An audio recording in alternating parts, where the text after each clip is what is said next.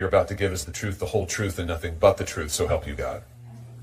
Thank you very much. We'd love to hear your opening statement. Take as long as you need. Chairman Hawley, Ranking Member Durbin, and distinguished members of the committee, thank you for the opportunity to speak with you today. My name is Sarah Wynne-Williams, and I served as the Director of Global Public Policy at Facebook, now Meta, for nearly 7 years, starting in 2011. Throughout those 7 years, I saw Meta executives repeatedly undermine U.S. national security and betray American values. They did these things in secret to win favor with Beijing and build an $18 billion business in China. We are engaged in a high-stakes AI arms race against China. And during my time at Meta, company executives lied about what they were doing with the Chinese Communist Party to employees, shareholders, Congress, and the American public. I sit before this committee today to set the record straight about these illegal and dangerous activities. Meta's dishonesty started with the betrayal of core American values. Mark Zuckerberg pledged himself a free speech champion.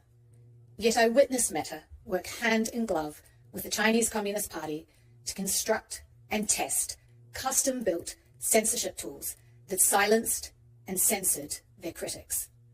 When Beijing demanded that Facebook delete the account of a prominent Chinese dissident living on American soil, they did it, and then lied to Congress when asked about the incident in a Senate hearing. The willingness to censor was not the only troubling thing I witnessed. I watched as executives decided to provide the Chinese Communist Party with access to Meta user data, including that of Americans. Meta does not dispute these facts. They can't. I have the documents.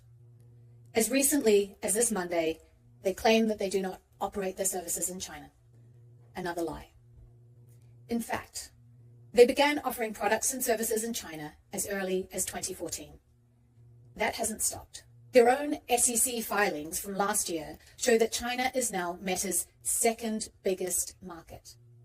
Meanwhile, Meta's AI model, Llama, has contributed significantly to Chinese advances in AI technologies like DeepSeek. Facebook's secret mission to get into China was called Project Aldrin and was restricted to need-to-know staff. There was no bridge too far. Meta built a physical pipeline connecting the United States and China. Meta executives ignored warnings that this would provide backdoor access to the Chinese Communist Party, allowing them to intercept the personal data and private messages of American citizens. The only reason China does not currently have access to US user data through this pipeline is because Congress stepped in. Meta started briefing the Chinese Communist Party as early as 2015. These briefings focused on critical emerging technologies, including artificial intelligence.